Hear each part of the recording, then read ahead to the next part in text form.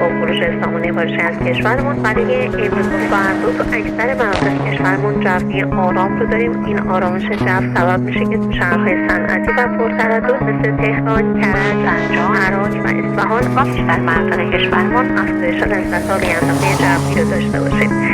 موجب ضعیف در بیشتر مناطق کشورمون آسمانی صاف و آفتابی رو داریم.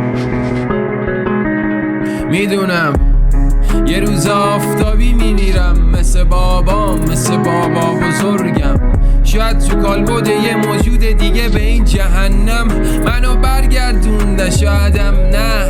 روح آبی من جسم خاکیم، بکشه پرمامان اگه روزی دوباره با آغوش گرمت باز نگشتم. قول بهم بده که پاهات نلرزن.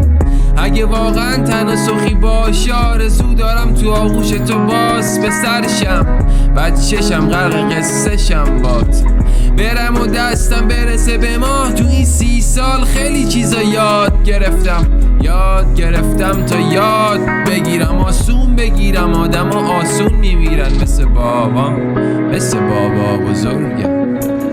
یه روز آفتابی میبینم یه ماشین آشنا، یه مرد با موی جوگندمی شبیه بابا، تکش به چرخ ماشین نشسته روی آسفالت. از کنارش بی تفاوت رد میشن آدمای آشغال. را میرم راست زیر نور آفتاب روی آسفالت، واسم فرقی نمیکنه بمیرم کجای داستان. یکی اونو برگردونه، بابا برگرد خونه، دست بذار رو شونم، باز بپرس چه حالیم. منم اون پسر بگاهیم، پاشو چرا نشستی داد بزن سرم، منو به رگبار ببند اصلا. کاش دوباره بر میگشت همه ی خاطراتمون عقب، وقتی رفت همه چی رفت باهاش، همه ی چیزای باحال رفت ولی بعد رفتنش داداش تنها چیز شبیه باباست. یکی اونو برگردونه،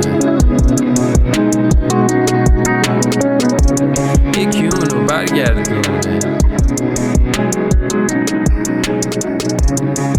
بابا برگرد خونه. در وضعیت جوی طی آینده کاملا پایدار از نشاد آسمانی صاف و آفتابی خواهیم بود.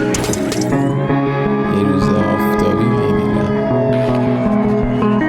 فردا انتظار داریم که وزش باد شدید و رگبار با بارش‌هایی به صورت پراکنده، گاهی با رعد و برق و وزش باد هم خواهد داشت. در استان‌های خراسان شمالی، خراسان رضوی، بوشهر و خوزستان، سیستان و بلوچستان و کرمان و هرمزگان، قم، اصفهان، تهران و بیشتر مناطق کشورمون باد شدید دارند که احتمال خیزش گرد و خاک تداوم خواهد داشت.